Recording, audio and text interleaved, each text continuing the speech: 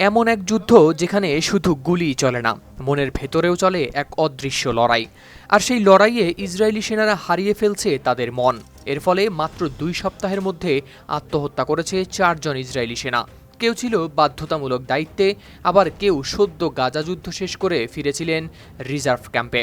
তাদের চোখে গাজা ছিল আগুনে পোড়া এক পৃথিবী, যার চারপাশে শুধুই ধ্বংস, লাশের গন্ধ, চিৎকার ও আতঙ্ক।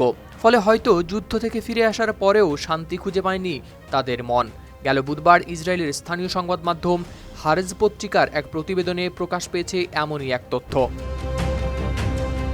প্রতিবেদনে বলা হয়েছে, আত্মহত্যাকারী 4 সেনা সদস্যদের মধ্যে 2জন ছিলেন সক্রিয় কনস্ক্রিপ্ট বা বাধ্যতামূলক সামরিক সেবায় নিযুক্ত সেনা, আর অন্য 2জন ছিলেন রিজার্ভ সেনা, যাদের সংকটকালীন সময়ে দায়িত্ব পালনের জন্যই ডাকা হয়েছিল। গাজায় কয়েক সপ্তাহ যুদ্ধ শেষ করে সদ্যই অবসরে গিয়েছিলেন এই 2 সেনা।